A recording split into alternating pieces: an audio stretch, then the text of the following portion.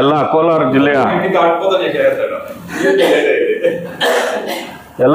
ಜಿಲ್ಲೆಯ ಜನತೆಗೆ ವಂದಿಸುತ್ತಾ, ಮೊದಲನೇದಾಗಿ ನಮ್ಮ ಆವಣಿ ಜಾತ್ರೆಯ ಶ್ರೀ ರಾಮಲಿಂಗೇಶ್ವರ ಸ್ವಾಮಿ ಬ್ರಹ್ಮರಥೋತ್ಸವದ ಪರವಾಗಿ, ನಾವು ಆವಣಿ ಗ್ರಾಮದ ಪರವಾಗಿ ಇವತ್ತು ನಮ್ಮ ಜಿಲ್ಲೆಯ ಎಲ್ಲ ಭಕ್ತಾದಿಗಳಿಗೂ ಮೊದಲನೇದಾಗಿ ಸ್ವಾಗತವನ್ನು ಬಯಸ್ತಾ, ಈ ಬಾರಿ ನಮ್ಮ ಆವಣಿ ಜಾತ್ರೆ ಶ್ರೀ ರಾಮಲಿಂಗೇಶ್ವರ ಸ್ವಾಮಿ ಬ್ರಹ್ಮರಥೋತ್ಸವಕ್ಕೆ ಪ್ರಮುಖವಾಗಿ ಒಬ್ಬ ರಾಜ್ಯದ ಕ್ಯಾಬಿನೆಟ್ ದರ್ಜೆ ಸಚಿವರು ಬರ್ತಾ ಇರೋದು.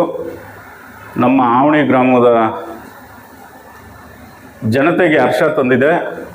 ನಮ್ಮ ಕೋಲಾರ ಜಿಲ್ಲಾ ಉಸ್ತುವಾರಿ ಸಚಿವರು ಶ್ರೀ ಬೈತಿ ಸುರೇಶ್ ಅವರು ಮತ್ತು ಕೋಲಾರದ ಮಾನ್ಯ ಶಾಸಕರು ಕೊತ್ತೂರು ಮಂಜಣ್ಣವರು, ಅದೇ ರೀತಿ ನಮ್ಮ 2 ಜಿಲ್ಲೆಯ MLC ಆದಂಥ ಅನಿಲಣ್ಣವರು ಹಾಗೂ ನಮ್ಮ ಆವಣಿ ಬ್ಲಾಕ್ನ ಅಧ್ಯಕ್ಷರು ಹಾಗೂ 23ರ ಅಭ್ಯರ್ಥಿ ಆದಂಥ ಆದಿನಾರಾಯಣವರು ಈ ಬಾರಿ ಒಟ್ಟಿಗೆ ನಮ್ಮ ಜಾತ್ರೆಗೆ ನಾವು ಆಹ್ವಾನಿಸಿದ್ದಕ್ಕೆ ಪೂರಕವಾಗಿ ಎಲ್ಲರೂ ಬರೋದಕ್ಕೆ ಒಪ್ಕೊಂಡಿದ್ದು ನಮಗೆಲ್ರಿಗೂ ಸಂತೋಷ ಆಗಿದೆ.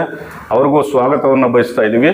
ಪ್ರಮುಖವಾಗಿ ಏನಕ್ಕೆ ನಾವು ಈ ಬಾರಿ ಒಬ್ಬ ಕ್ಯಾಬಿನೆಟ್ ದರ್ಜೆ ಸಚಿವರನ್ನು ನಮ್ಮ ಕೋಲಾರ ಜಿಲ್ಲಾ ಉಸ್ತುವಾರಿಗಳನ್ನು ಏನಕ್ಕೆ ಕರೆಸ್ತಾ ಇದ್ದೀವಿ ಅಂತ ಅಂದರೆ, ಆವಣಿ ಜಾತ್ರೆ ನಮ್ಮ 2-3 ಜಿಲ್ಲೆಗಳಲ್ಲಿ, ನಮ್ಮ ರಾಜೇಂದ್ರಣ್ಣವ್ರು ಹೇಳ್ದಂಗೆ 2-3-4 ಜಿಲ್ಲೆಯಲ್ಲಿ ಅತಿ ದೊಡ್ಡ ಜಾತ್ರೆ. ಇವತ್ತಲ್ಲ ನಾಳೆ ನಮ್ಮ ಆವಣಿ ಗ್ರಾಮಕ್ಕೆ ಇನ್ನೂ ಕೂಡ ಅಭಿವೃದ್ಧಿ ಪೂರ್ವಕವಾಗಿ ಕೆಲವು ಬೇಡಿಕೆಗಳನ್ನು ಇಟ್ಟು ಈ 2 ವರ್ಷದಲ್ಲಿ ನಾವು ಈಡೇರಿಸ್ತಕ್ಕಂಥ ಆಸೆ ಇದ್ದು ನಾವೆಲ್ಲ ಅದಕ್ಕೋಸ್ಕರ ನಾವು ಈ ವಿಜೃಂಭಣೆಯಿಂದ ಅವ್ರನ್ನ ರಿಸೀವ್ ಮಾಡ್ಕೊಬೇಕು ಅಂತ ನಾವೆಲ್ಲ ನಮ್ಮ ಅನಿಸಿಕೆ. ನಮ್ಮ ಆವಣಿ ಗ್ರಾಮಸ್ಥರು ಎಲ್ಲರೂ ಸಂತೋಷಗೊಂಡಿದ್ದಾರೆ.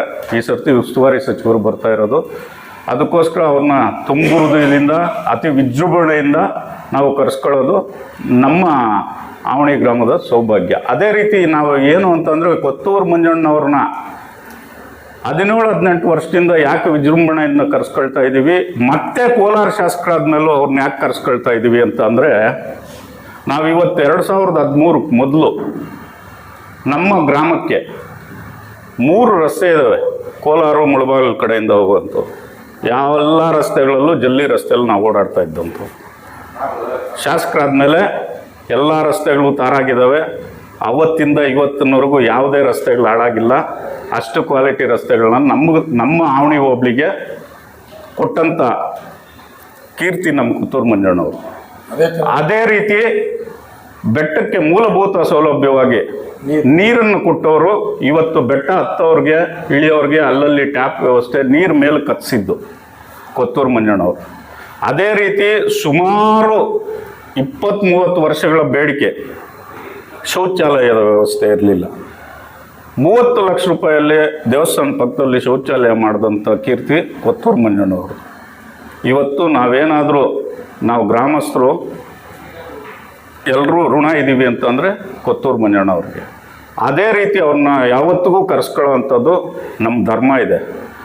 ಆ ರೀತಿಲೇ ಈ ಸರ್ತಿ ಬೈತಿ ಸುರೇಶ್ ಅಣ್ಣವ್ರನ್ನ ಕರೆಸ್ಕೊಳ್ಳೋಣ, ನಮ್ಮ ಗ್ರಾಮನ, ನಮ್ಮ ಹೋಬಳಿ ಕೇಂದ್ರವನ್ನು ಅಭಿವೃದ್ಧಿ ಪಡಿಸ್ಕೊಳ್ಳೋಣ ಅನ್ನೋ ಆಸೆಯಿಂದ ಕರೆಸ್ಕೊಳ್ತಾ ಇದ್ದೀವಿ. ಬರ್ತಕ್ಕಂಥ ಅತಿಥಿಗಳಿಗೆ ನಾವೆಲ್ಲರೂ ನಮ್ಮ ಗ್ರಾಮಸ್ಥರ ಪರವಾಗಿ ಹೃದಯಪೂರ್ವಕವಾದ ಸ್ವಾಗತವನ್ನು ಬಯಸ್ತಾ ಇದ್ದೀವಿ.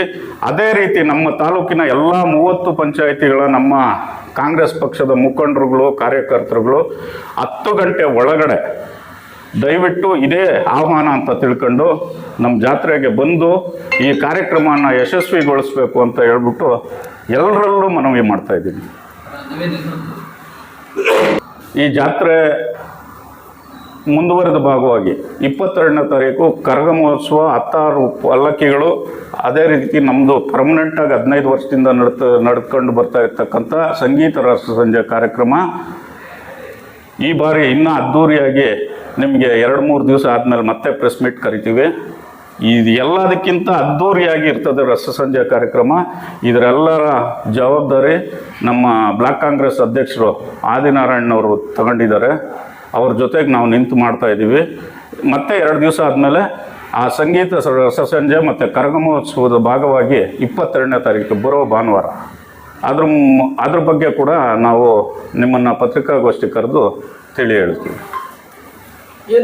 ಅದೇ ಇದ್ದಾವೆ, ನಾವು ಪಟ್ಟಿ ಮಾಡ್ಕೊಂಡಿದ್ದೀವಿ, ಅವತ್ತು ಕೊಟ್ಟು ನಿಮಗೂ ಹೇಳ್ತೀವಿ. ಅವತ್ತು ನಮ್ಮ ಮೂಲ ಉದ್ದೇಶ ಇವಾಗ ಮಿನಿಸ್ಟ್ರು ಬಂದು ಹೋಗ್ಬಿಟ್ರೆ ಏನಲ್ಲ, ನಮ್ಗೆ ಆವಣಿ ಹೋಬಳಿ ಒಂದು ನಮ್ಮ ಮುಳಬಾಗಿಲಿಗೆ ಒಂದು ಕಿರೀಟ ಇದ್ದಂಗೆ ಆವಣಿ ಜಾತ್ರೆ, ಅದರ ಅಭಿವೃದ್ಧಿ ಪಡಿಸ್ತಕ್ಕಂಥದ್ದು. ಒಬ್ಬರನ್ನ ಒಂದು ಸರ್ಕಾರನ ದೂಷಣೆ ಮಾಡ್ಕೊಂಡಿದ್ದೋದ್ರೇ ಅಭಿವೃದ್ಧಿ ಆಗೋದಿಲ್ಲ ಸರ್. ಕೈಯೋ ಕಾಲ ಹಿಡಿಬೇಕು, ನಾವು ಮಾಡ್ಕೊಳ್ತೀವಿ. ಆ ಉದ್ದೇಶದಿಂದ ರಾಜ್ಯ ಸಚಿವರನ್ನ ಕರಿತಾ ಇದ್ದೀವಿ. ಆ ಉದ್ದೇಶ ರಾಮಲಿಂಗೇಶ್ವರನ ಆಶೀರ್ವಾದದಿಂದ ಎಲ್ಲ ನೆರವೇರಲಿ ಅಂತ ನಾವು ಬಯಸ್ತಾ ಇದ್ದೀವಿ.